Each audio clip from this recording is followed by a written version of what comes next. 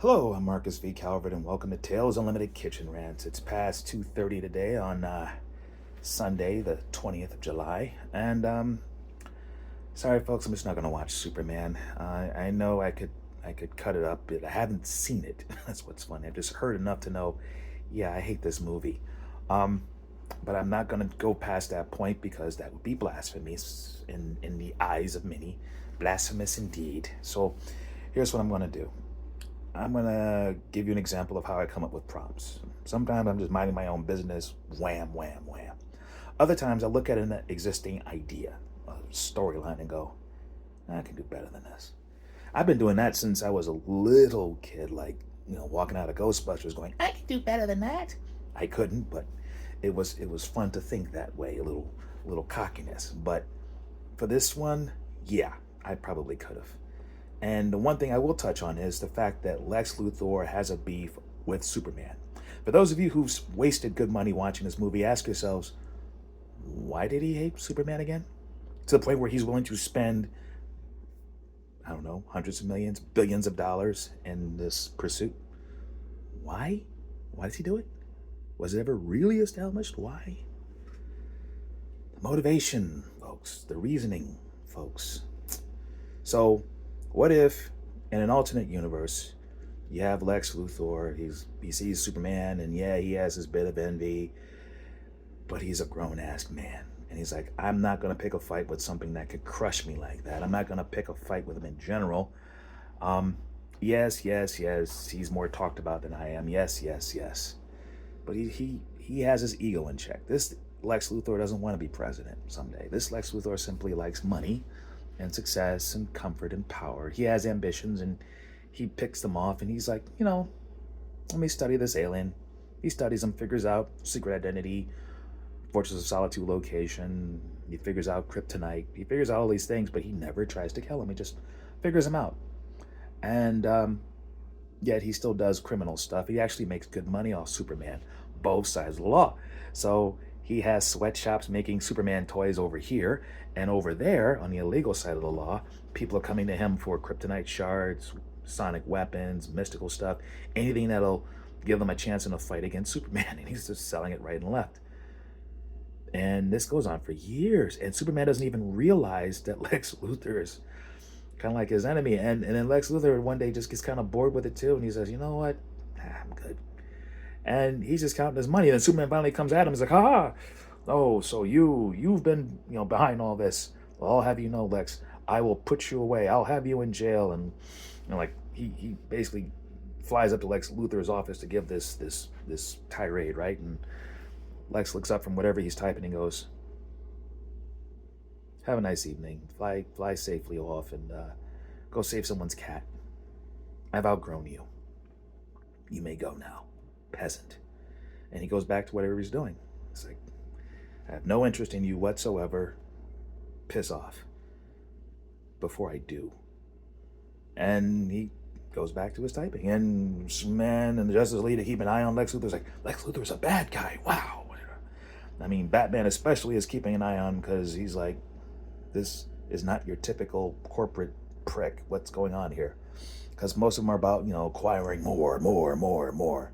Well, here's the thing. Lex Luthor, for some bizarre reason, he was out just enjoying a piece of nature, a nice little slice of something, and then something horrible happened.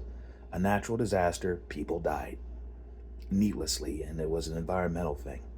And he decides to basically get into the environmental fight. And he looks at how the philanthropic organizations try to, protect the environment, and realizes how woefully inadequate they are. So he decides to save the environment his way, the Lex Luthor ruthless bastard way. He goes after companies. He goes after politicians. He goes after the leverage pullers, the influence peddlers. He goes after the people who are slowly killing this world, and he breaks them into tiny little chunks. Meanwhile, you have the more benign organizations are like, hey, we're trying to raise funds to, help fight this. All of a sudden, they're flush with cash. All of a sudden, I mean, at first people are like, no one even knows what he's doing, except the Justice League, and only because Batman's like looking hard, trying to follow a man's footsteps. He's like, Check this out, folks. I mean, yeah, someone's dead over here. He's done this. He's ripped his organization apart. We thought he was consolidating organizations. It turns out he's after pollution. It's weird. And we can't prove any of this. I'm just going off stuff that someone screamed at me from a rooftop after I was dangling him. But anyway, it looks like he's trying to undo global warming, and they're laughing. I mean, Guy Gardner's laughing. Fast forward a few years, the numbers are down. Pollution's down. Disasters are down. Everything's actually just dropped in terms of pollution radically in every country in the world, because every country in the world's scared to death of Lex Luthor and what he'll do to their kids and them and anything else they might love. And yeah, it could be that twisted. He's basically saving the world almost like he's trying to like control crime. He's like, no, I'm just trying to control pollution. And he's doing a rather decent job of it. And let's just say he did it out of the fact that it's a challenge. It's like an insurmountable challenge. He doesn't want to be president because he can do president. He doesn't want to kill Superman because he can do Superman. He can kill them all. He can do whatever he wants to. This, saving the world from itself, from its own greed, that is chess. That is like 8th dimensional chess, and he's enjoying it. And then he even meets a girl. What the hell? Some girl he meets. She doesn't care about his money. He likes the fact that she can keep up with him in a conversation. And it was starting to get serious. And he invites her to Metropolis, and she shows up, and she's playing tourist, waiting for him to get out of a meeting. And then there's this big Superman fight. And Superman knocks somebody through the building she's in. And the building comes crashing down. And she dies. She dies, and he can't get to her. She dies buried in tons of rubble. And Superman doesn't even like try to retrieve the bodies. He's too busy flying off to fight this thing. And Lex just looks. And he just shakes his head. And everyone puts two and two together. It gets out that this was Lex Luthor's girlfriend. And Superman even shows up at the funeral, and he apologizes. And the paparazzi stay the hell away from him, right? And Superman's saying, look, I had to stop this monster before he destroyed the city.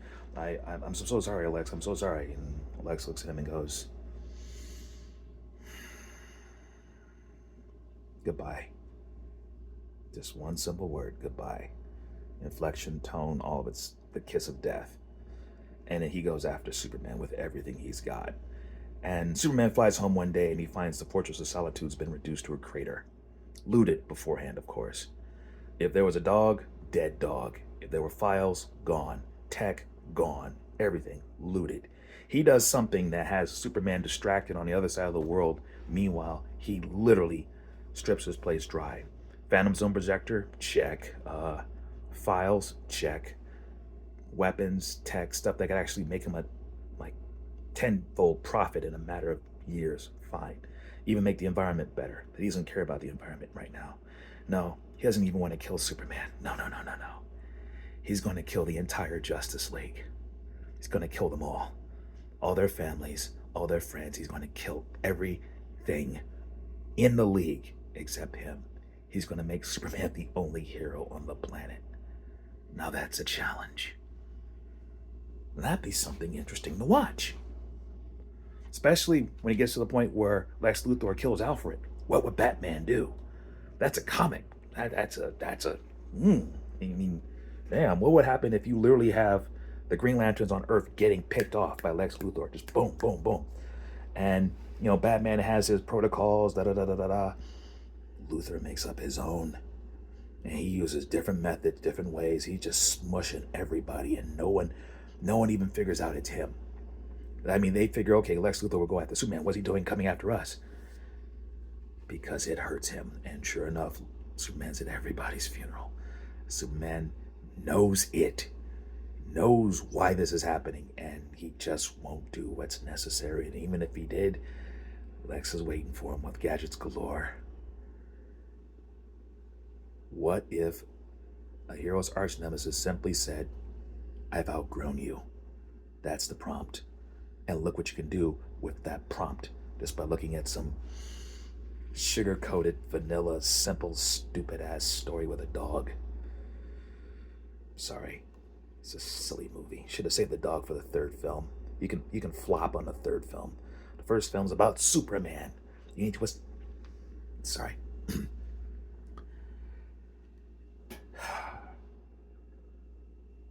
What would happen if you look at something you can't stand as a candy corporate generic plotline and evolve it your way? Think of it as part of your education. Look at all the quote unquote great movies, the summer blockbusters, and go, how could I make them better? If they were in my hands, what would I have done differently? Sometimes doing that might lead you to write a nice little short story of your own. Or maybe, you change the names, the faces, and all that stuff. You make it your own so lawyers don't come after you. Guess what? You may have a book. You may have a film franchise someday because you just. And when people ask you, where'd you get this? It's so different. It's so. Well, I looked at a Superman story and realized Superman sucks, so I'm just going to do it my way, and this is how I would have done it. Oh, wow. Applause, applause. Could it be that simple? Something tells me it's already been done a time or three. They just didn't admit it, whoever wrote them. All right, I'm Marcus V. Calvert. This is Tales Unlimited Kitchen Rants. Please like and subscribe. iVillain.net's where the books are. Amazon, Kindle. Till next time. Bye.